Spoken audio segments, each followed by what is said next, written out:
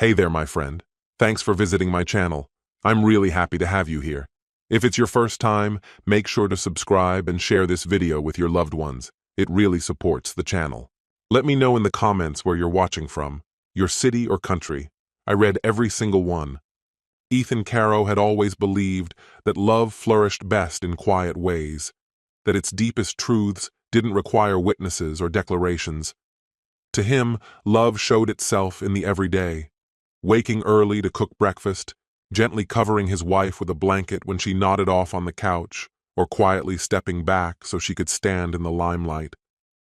From the moment he married Amelia, he saw it as his purpose to be her refuge. He worked tirelessly, volunteering for overtime, sitting through endless meetings, and setting aside everything that might divert his attention from what he valued above all else: family. Amelia's tastes leaned toward sophistication. She loved exquisite meals, lavish getaways, designer clothes, and beautifully packaged gifts. Even when money became tight, Ethan would take a steadying breath and figure out how to provide. He carried a belief that their love could weather any storm. More than that, he imagined they were crafting something lasting, their own legacy. When he founded his medical equipment distribution company, he named Amelia as his partner without hesitation. To outsiders, this act was symbolic, a way to say, "This is ours." Amelia, in turn, would hug him warmly and praise his generosity. But she took no interest in the company's daily operations. She never asked about clients, contracts, or accounts. Yet Ethan remained convinced that she supported him in spirit. In those early days, every success felt meaningful. He remembered late nights when he came home exhausted, eating cold leftovers alone in the car, ignoring calls from friends because, as he told himself, work had to take priority. None of that seemed to matter when he saw how happy Amelia was. Her joy kept him moving forward. Sometimes she would host small gatherings and speak proudly of their business's achievements, as though she had helped earn them. From across the room, Ethan would watch quietly, feeling an almost secret pride. Recognition was never what he sought. All he craved was reassurance that he was choosing the right path. And in those days, he believed he was. But over time, the sacrifices began to add up. He sold his car to cover a crushing credit card debt, canceled a long-planned trip with his ailing father so he could pay for the kitchen remodel Amelia had dreamed of. At family gatherings, she would appear impeccably dressed in designer fashions, while Ethan arrived in well-worn, modest suits. Wherever she went, she lit up the room, and part of him felt proud of that too. It was as though he had created a world in which she ruled like a queen, even if it meant he himself slept cold on the floor of that palace. At times, fatigue nearly overcame him. His body ached, his eyes stung, and his mind swirled with bills and deadlines. But when he came home to find Amelia lounging by the fire, a glass of wine in hand, he reminded himself it was worth it. Inwardly, he repeated the words, "She deserves this." Whenever obstacles appeared, a client who withdrew, a shipment lost, a revenue target missed, he buried his anxiety and kept her from seeing it. He viewed it as his responsibility to protect her, to provide a sense of security. To voice complaints would feel like confessing failure. Ethan held tightly to the idea of partnership. To him, marriage resembled two rowers working in unison, each stroke requiring discipline and effort. In his mind, Amelia was beside him, even if she wasn't actively contributing to the work. He convinced himself her role was different, that she gave him emotional sustenance, a reassuring presence behind the scenes. At times, as he watched her sleep, a faint unease would stir in him, an indistinct feeling that something was off. But he quickly suppressed those thoughts. He preferred to see her in the best light, to grant her the benefit of every doubt. After all, love, he told himself, meant choosing which truths to look away from. But subtle signs began to emerge. Amelia, who had once been silent about the business, began to question whether the company was growing quickly enough. She proposed hiring outside managers, suggested questionable appointments, asked for higher limits on the corporate credit card for personal spending, and mentioned a man named Aiden, whom she described as an expert in modern business methods. Ethan found these remarks strange, but brushed them aside. His trust in her was so complete that he believed he must simply be imagining things. Each time suspicion arose, he found a way to explain it, to dismiss it. As months passed, a quiet gap began to widen between them, so slowly that Ethan hardly noticed at first. Though they shared a home, they seemed to live in separate spheres. He continued working, pressing forward, carrying the full weight of their lives.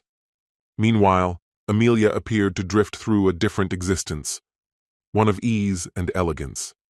Every decision, every hardship landed on Ethan's shoulders. Yet he persevered, believing that soon his sacrifices would pay off. Until that day he read the email. That single moment marked the beginning of the unraveling, though he didn't realize it yet. The message did more than stir suspicion. It ripped open a wound that would not soon heal. Ethan read and reread the automated notice, trying to comprehend why a substantial payment had been made from the company's account to a name he didn't recognize. It was an almost insignificant detail, easy to overlook, but it was there, a fraying edge, and Ethan, ever meticulous, began pulling at that thread carefully, as if dismantling an explosive. He didn't act hastily. Instead, he fell back on his usual discipline. For several days he maintained appearances, acting as if nothing had changed. He still sat with Amelia at breakfast, still attended events by her side, still asked about her day with casual interest. As darkness settled and the house grew still, he immersed himself in account ledgers, reports, and overlooked archives. His painstaking review revealed disguised transactions, shell companies, and transfers hidden behind labels like consulting fees or external contractors. Each detail painted a picture of intentional, methodical embezzlement, and all paths led to a single recipient, Aiden Price. The name stirred a bitter recognition. Amelia's so-called friend, the fitness instructor she'd once trained with, whose name she always dropped casually in conversation. Ethan tried to resist the inevitable truth, but the evidence left no room for doubt. The timelines, the sums, the recurring patterns, all matched with unnerving exactness. This was no mere affair. It was a betrayal that cut across trust, loyalty, and principle. The woman he had entrusted with everything had engineered a deception from inside their shared life. With the proof spread out before him, reports, screenshots, emails, Ethan stayed awake, silent, staring at the damning collection as if it reflected back the entirety of their fractured marriage. No tears fell, no sleep came. He simply waited for morning, his decision already clear. When Amelia returned later that day, carefree and humming into her phone, arms full of shopping bags and seemingly untouched by guilt, Ethan's voice was steady, but carried a gravity she noticed immediately when he asked her to hang up. She paused, then gently inquired if something was wrong. All Ethan said was, "We need to sit down." They faced each other in the living room. He held a single page, a bank record showing a transfer into Aiden's account, and quietly handed it to her. "Do you know what this is?" he asked. Amelia glanced at the document, laughed nervously, and attempted to brush it aside with a breezy comment. "Oh, sweetheart, that must have been handled by the finance department. You know I never touch those details." But Ethan refused to be diverted. He calmly placed document after document in front of her, every piece fitting seamlessly together: records, correspondence, contact logs. He had gathered it all with care. As she skimmed the evidence, the color drained from her face. Her confident posture began to falter, her gaze darting as panic crept in. She crossed her arms, shifted uncomfortably, searched for excuses. But Ethan didn't flinch, didn't allow her an escape. Finally, he laid down a printed message, her own words to a colleague: "Relax, he doesn't check. Ethan signs everything without a second glance, That's just who he is. The silence that followed was absolute. Amelia scrambled to regain control, questioning his motives, attacking his tone, even accusing him of violating her privacy. But Ethan's expression was calm, his voice unwavering as he told her, "I was your partner, your confidant, your closest friend. I gave you my trust, my future, more than I ever gave myself.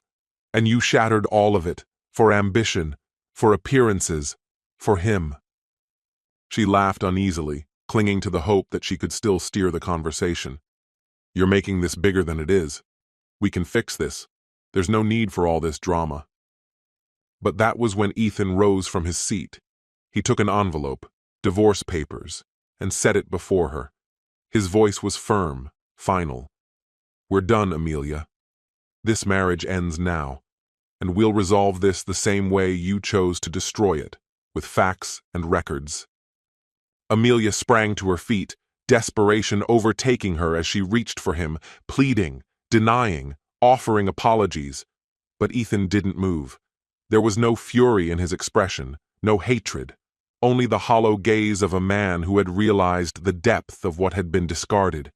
A few days later, they appeared in court.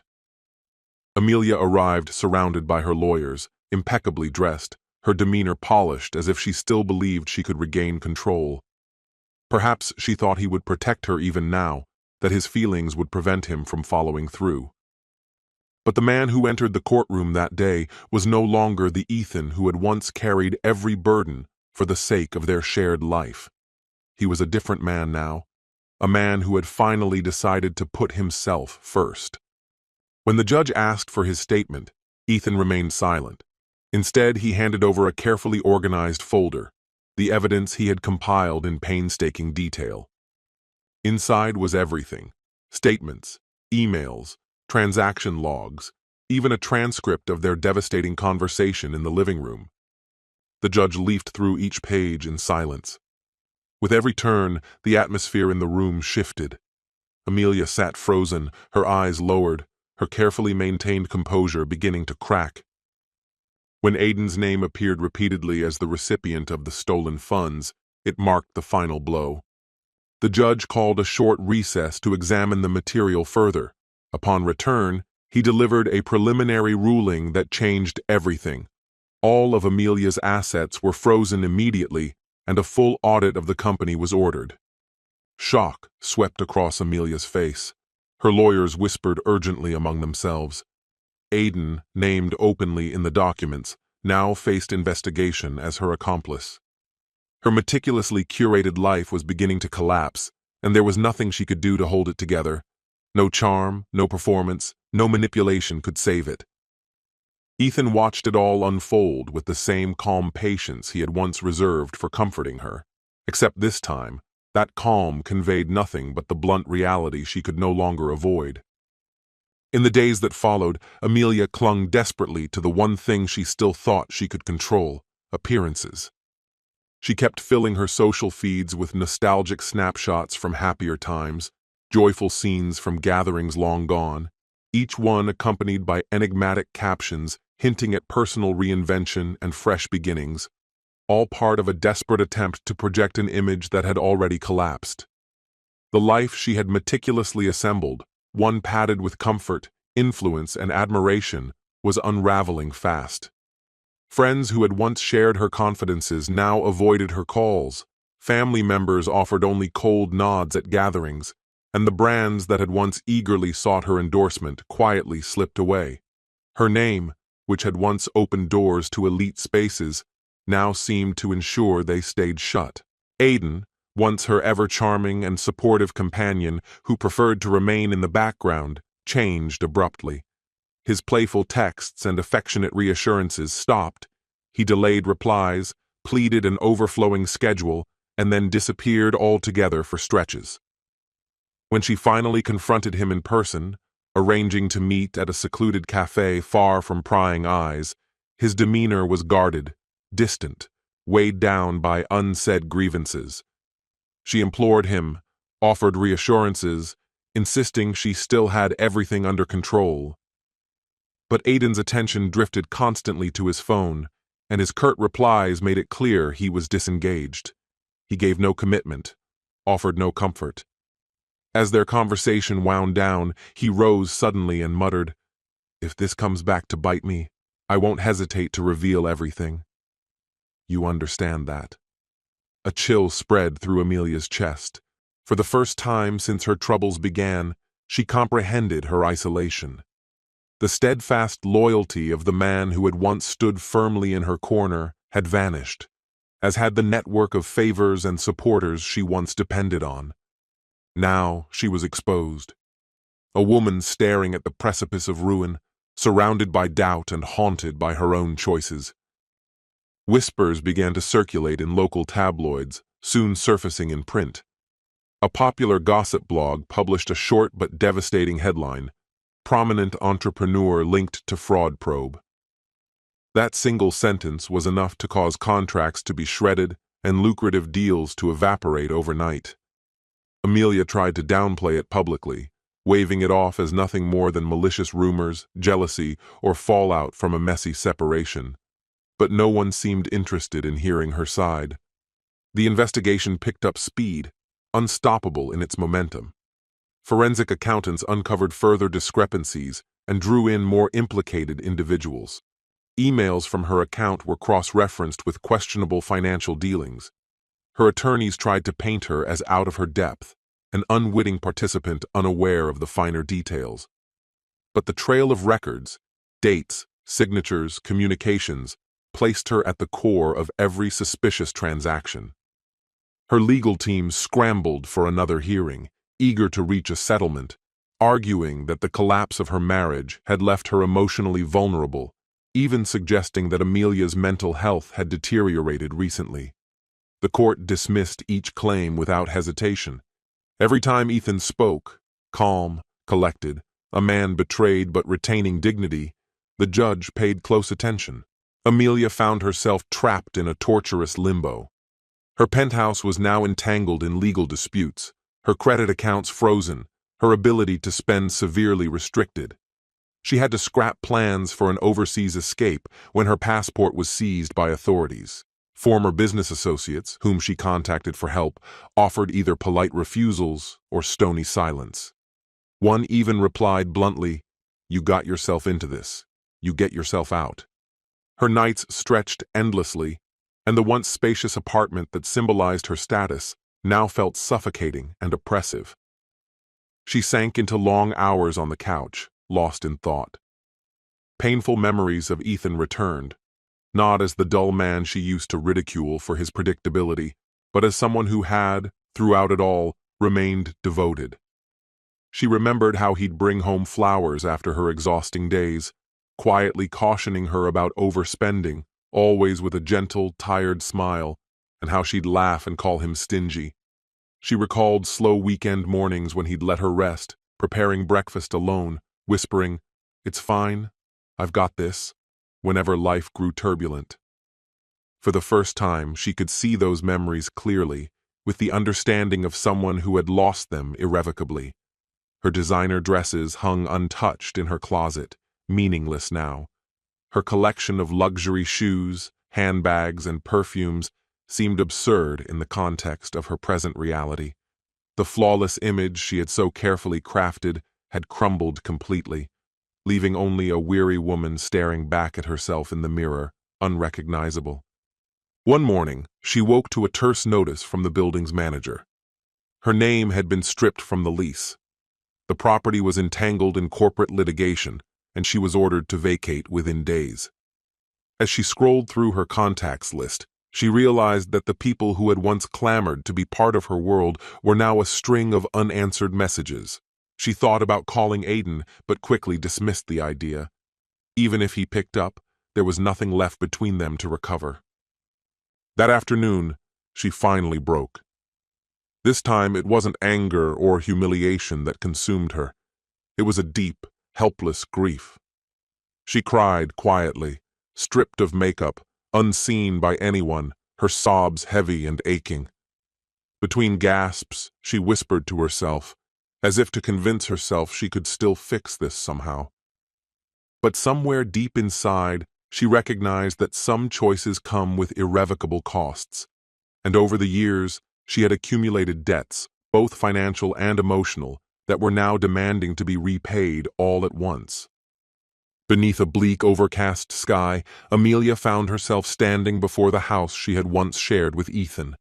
She had left her car some distance away, traversing the rain-slick sidewalk as a light drizzle fell, no umbrella shielding her, her coat pulled tight, not so much against the cold as to wrap herself in an invisible armor of regret. The glistening pavement reflected a fractured image back at her, distorted and broken, much like the woman she'd become. Every step toward the doorway seemed heavier, as though gravity itself deepened with each stride. Reaching the entryway, she hesitated, casting a furtive glance around before drawing a long, steadying breath. Her face wore the exhaustion of countless sleepless nights and long silences. Her lips bore only a hint of color, her hair loosely gathered with little care, and in her hand she held a scuffed leather bag. A far cry from the woman who had once strutted these streets in designer heels and oversized sunglasses. Her finger hovered, then slowly pressed the doorbell, every movement marked by reluctance, her pulse pounding so fiercely she thought her chest might crack beneath it. Her hands quivered from the chill, and when she heard footsteps approaching inside, she instinctively held her breath. Then the door opened, revealing Ethan. He stood there in a worn gray t-shirt and sweatpants, barefoot, hair tousled, and a soft stubble on his face, at ease in his surroundings. But his eyes told another story entirely. The doorway between them wasn't just wood and hinges, but a line separating their shared past from this unfamiliar present. Amelia mustered a fragile smile, though her voice betrayed her uncertainty when she finally spoke. I had to come. Ethan didn't respond right away, his gaze fixed on her, as though trying to discern whether she was truly standing before him or just another ghost from what they'd once shared. After a pause, he shifted subtly, stepping aside just enough to allow her entry. Courteous, yet distant. She crossed the threshold hesitantly. The air inside still smelled the same, yet the space felt changed, pared down, simpler, lighter somehow. Gone were the framed photographs that had once celebrated their togetherness. In their place sat a thriving green plant in the corner, a guitar resting easily against the wall, and a mug of tea still radiating warmth on the table. She perched cautiously on the edge of the couch, sitting as if unsure she belonged there at all. Ethan stayed where he was, leaning against the wall, arms folded, motionless. Her eyes dropped to the floor as she whispered, "I destroyed everything." Her voice wavered as she continued. "I lost myself. In the money, the attention, the illusion of success. I couldn't see straight. I traded something real for something hollow." Ethan watched her in silence, his expression unreadable. No anger, no sorrow, simply listening. Her words grew heavier, burdened with honesty. "I thought maybe something could still be repaired, that there was something left to save. I know how deeply I hurt you. I feel alone, disconnected, and I miss you." A quiet stillness fell over them, broken only by the soft tap of rain against the window. Then, without haste, Ethan moved toward a small cabinet near the sofa. He opened a drawer with the deliberation of someone who knew precisely what he was looking for and retrieved a $1 bill, carefully folded. He returned to her, extending it gently until she took it in her trembling hands. "This is all that's left," he said softly. Her fingers shook as they closed around the bill. She glanced from it back to him, her eyes brimming, and this time she didn't try to hold the tears back. She understood fully. This was not an invitation, not forgiveness. It was closure. Ethan's voice remained calm, resolute. "I've rebuilt myself. I'm whole now. I can't offer just fragments anymore." A rush of words surged inside her, desperate pleas, promises she couldn't keep, but none emerged. There was no space for them here. The door behind her seemed to beckon gently, reminding her that her time was up. Slowly, Almost ceremoniously, she rose to her feet, clutching the folded bill as though it carried immense weight. She walked to the door without looking back. The wind outside hit her face sharply, colder, as if even the air itself no longer recognized her. Ethan remained still, watching her figure recede across the street, shrinking, blurring into the mist, until she disappeared entirely. He lingered for a brief, quiet moment longer, at peace. It was over, and the pain had gone with it. This ending had been inevitable, clear, necessary, and freeing. Then he turned, picked up his mug, and took a measured sip, his gaze calm and steady, the look of a man who had learned that sometimes it is only through total loss that you rediscover your wholeness.